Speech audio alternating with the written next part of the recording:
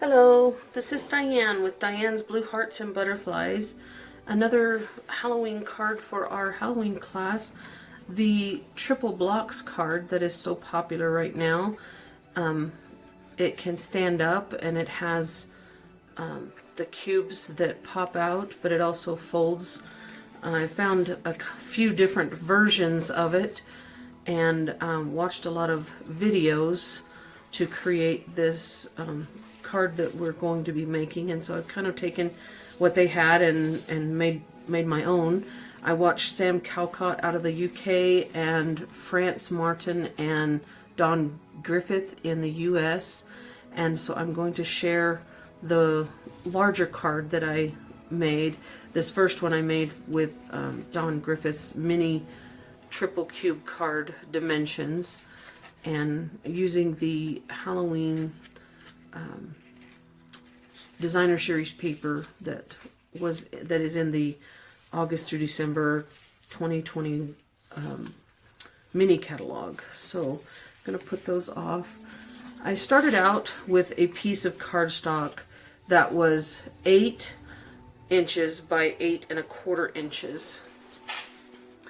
And in landscape, which is the 8¼ inch side, I scored at 2, 4, 6, and 8. That left a little 8¼ inch piece on this.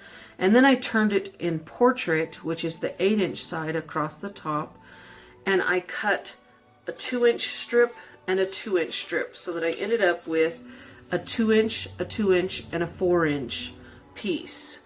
Now all of these you are going to want to fold the score lines and burnish all of those.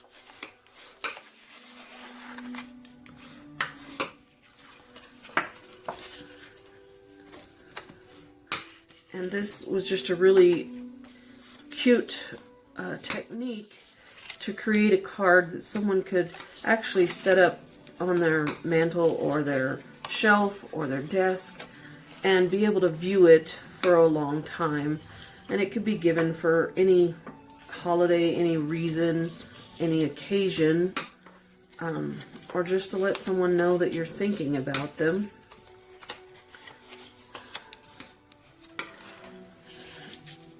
And so basically what we're going to be doing is creating 3 blocks, and then we're going to assemble them together. So I'm using Terran tape, it says it's a stronger tape, on this 1/4 inch piece.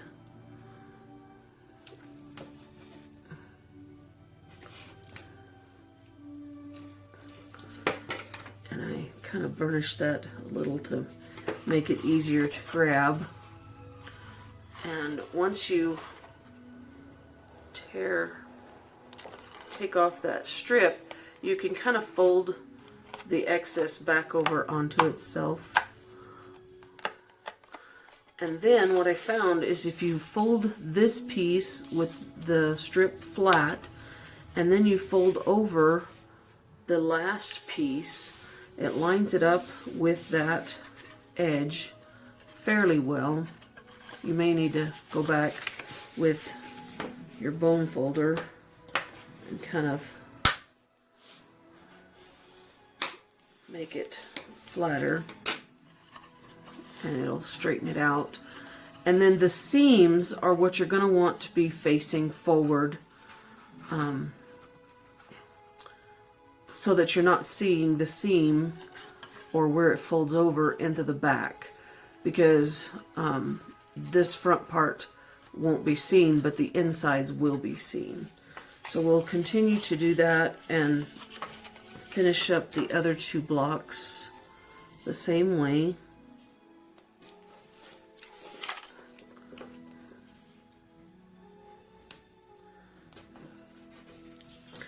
I had a lot of fun trying to figure out this technique. I kept seeing cards made with it on Pinterest and YouTube, and I just really wanted to learn and share that with the people that come to my class.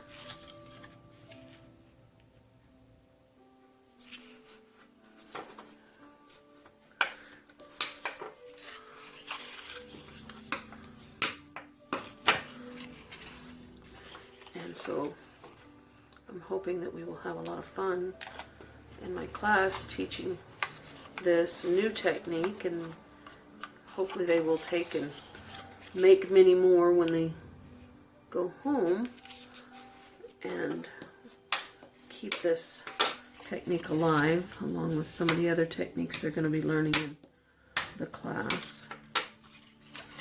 And again, the seams will all come to the front because they won't be seen. These two, I'm actually going to put the seam part on the bottom, so it won't be seen. So where that seam comes together on the inside is there. So I'm going to take, and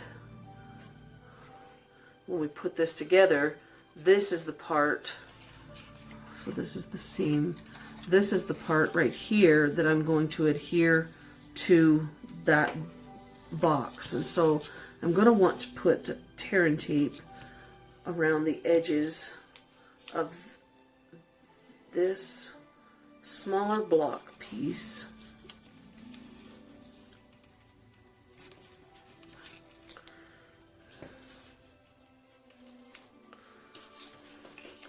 And again, I'll repeat that on the second one.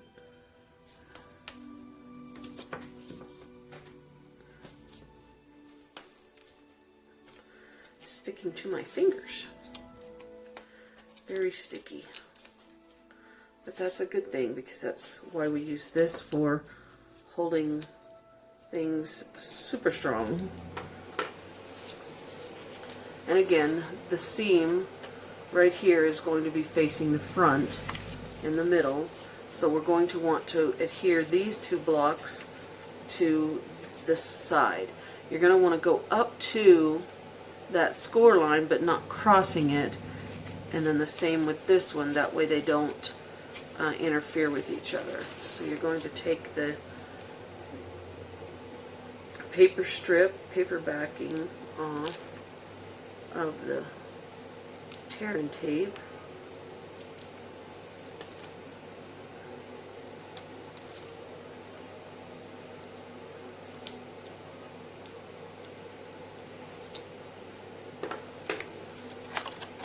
and then with that tape on the bottom, I'm going to line that up to the bottom and also to that, up to the score line. Sometimes if you're measuring from the outside, it's actually going to push it too close so that you can't put these two together and close them up. So that is what creates one side of that block. And then I'm going to do the same thing with this side.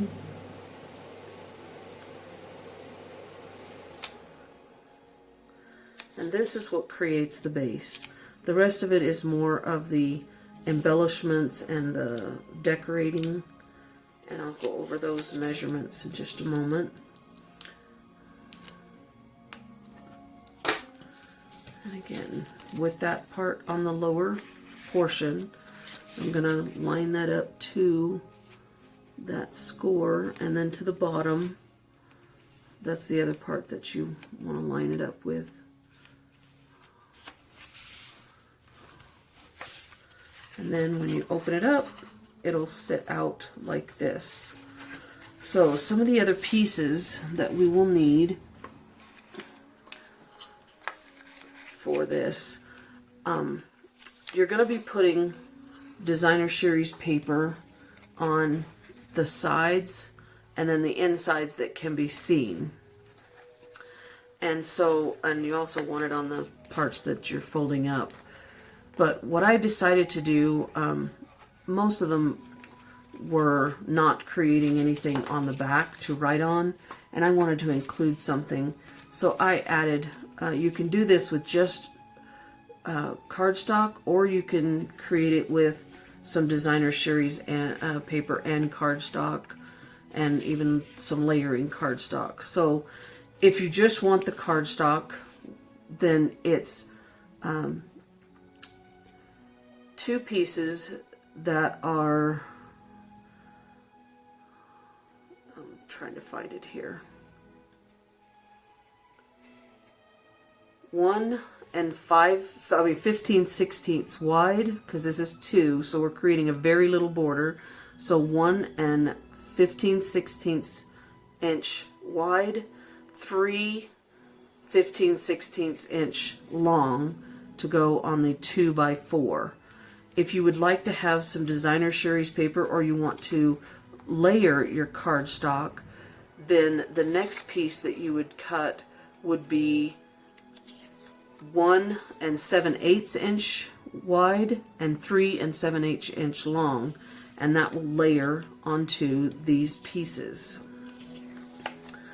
The other parts for the layers on the inside of the card, you're going to have, and I did 14.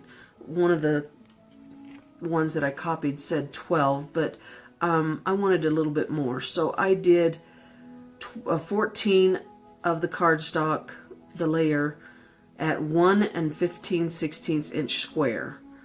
And then I did the designer Sherry's paper, I cut it at 1 7/8 inch square.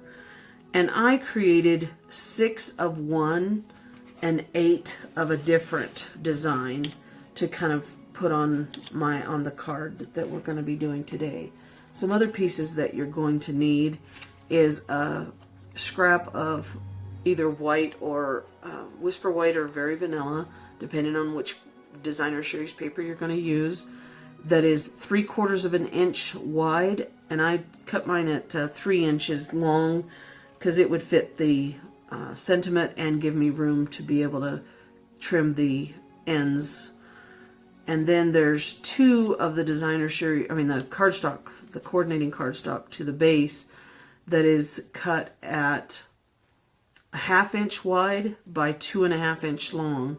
And these 2 pieces you're going to fold in half. I didn't score them, I just went ahead and folded them in half, because these are going to be the mechanism that holds out the message on the inside. So the folded pieces are going to meet in the middle where this center divider is. So you're going to actually glue them on to the box where these 2 folded pieces meet on the inside. And you're going to do that after you put, before you put the the layers in. I'm going to go ahead and add these layers together.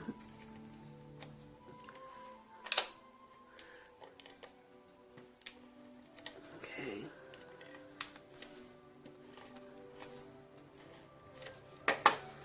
And it's a very, very tiny border that I've created. You can make them, cut them a little bit smaller if you'd like.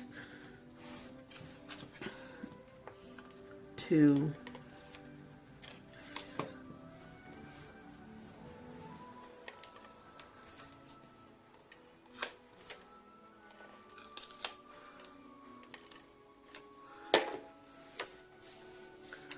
have a little bit bigger border. I just didn't need it. Some of the cards I've seen, they actually created some of these that are white panels that they actually stamped on. And if you're going to stamp on them, you can stamp on them before you actually adhere them as layers. And you probably would want to.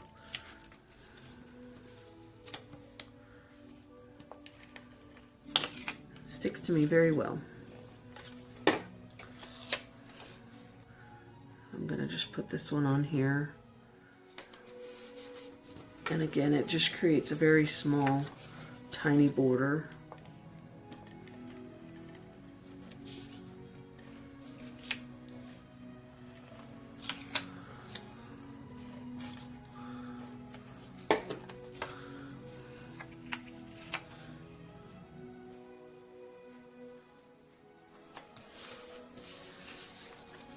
And in the interest of time, I went ahead and put all these other layers together already.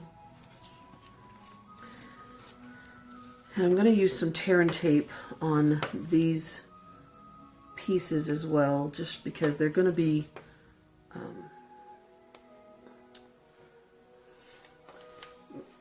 trying to hold this in place, and it's going to be moving a lot.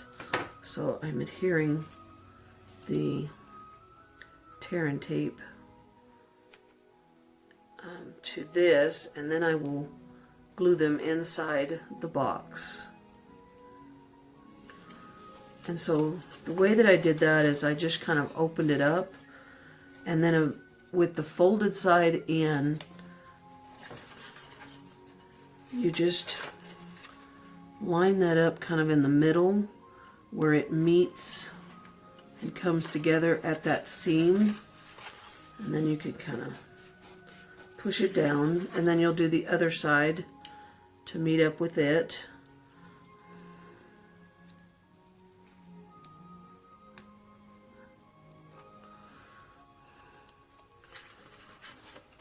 Again, you're going to want to look to see where those two meet up. Having a hard time getting my finger in there,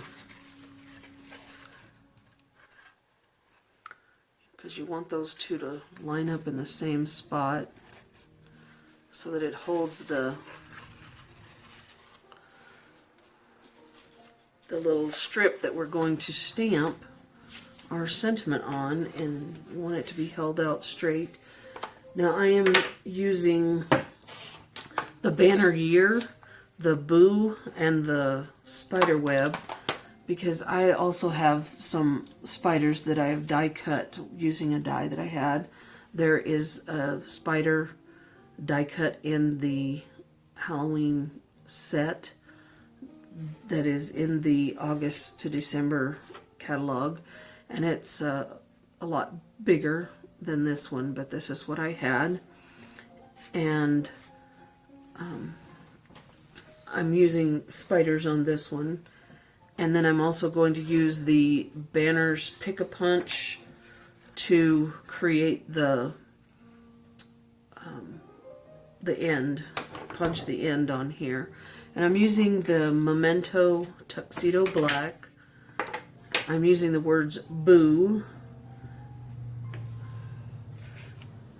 and since it's a photopolymer set, I am using my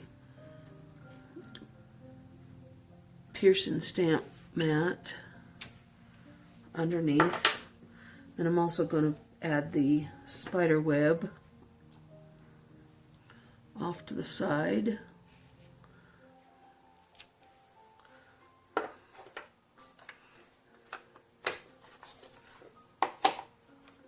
And then the one that I wanted to do is this one that goes out this way. So the reason that I chose the 3/4 is because it fits in here. It can do 1/2 inch, 3/4, and 1 inch. And then I'm actually going to turn it over because I want to be able to see when I push it in to make sure that I'm not cutting off any of my words. Just want to make sure that that is lined up in the middle. And then I will just punch that out, and then I will flip it over. Probably want to make sure that it's dry before you do this. Just realize that it smeared. So it's a good thing, again, that there's 2 sides to every label. We can re-stamp that on the other side. So I'll just bring this back out. Stamp this again. I think my Tuxedo Black is a little juicy.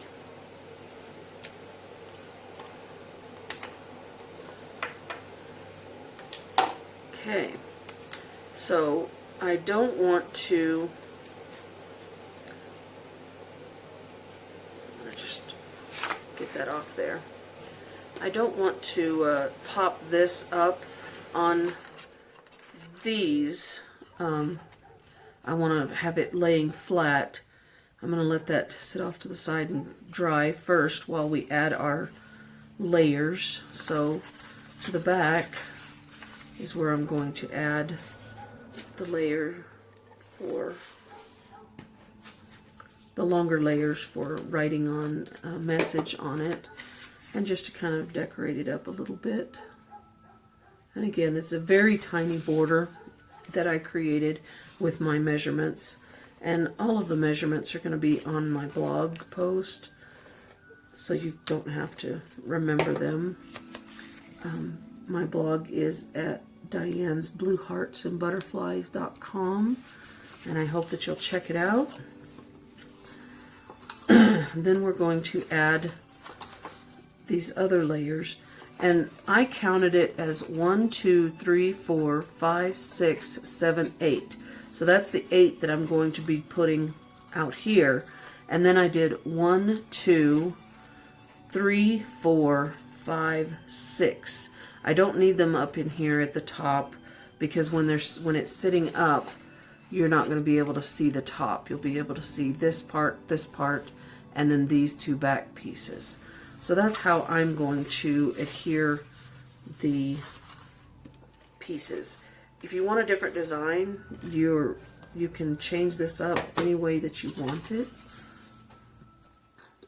And sometimes I added an extra layer, and sometimes I just used the designer series paper, and so I cut the designer series paper to the size of the layer and added it. Or maybe I didn't want to have a very small border, so I just made it the size that it was. So I'm going to add all of these layers, and then I will come back.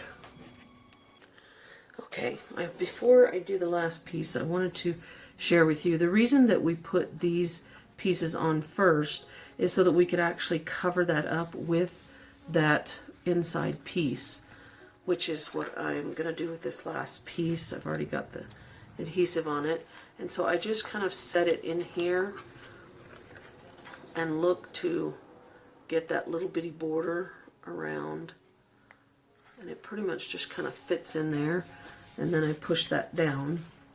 Now for this piece, we're just going to add some adhesive to the center of this piece.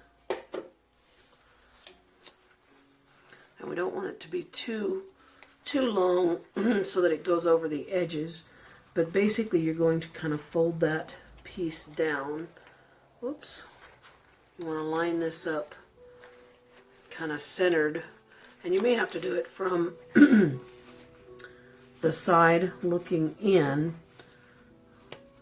and be able to line that up just over that 1/2-inch pieces, and then you'll push that down. You just want to make sure that no adhesive is sticking out past that piece, because otherwise it would get stuck. Now I'm going to add these spiders using glue dots and dimensionals, because this one I don't want it to stand out. I want it to be able to fold flat, so I'm going to just stick it on the end of my thing there. And then I don't want it to be too thick that it stands out too much, but I find that these mini Stampin' Dimensionals is just right. And I'm going to put one kind of over here, and then I want another one to be over on this other front piece, so it kind of gives it a little bit of dimension. And again, it stands up on a table. So this is the other one, and this fits inside of a standard envelope. It'll be a little bit longer, but this does fit inside of the regular sized envelope to be able to be handed out or mailed. And it is a little bit thick when you add all the extra layers, so if you don't want the extra layers, then you could leave those off, but it does give it some dimension. As you can see, I put the white and black ones 2, and then 3, 4, and then 5 and 6. And then the other ones 1, 2, 3, 4, 5, 6, 7, 8. And then on the back, I have the other pieces. So I hope that you enjoyed this and that you will go and check my blog out. I appreciate it and thank you very much.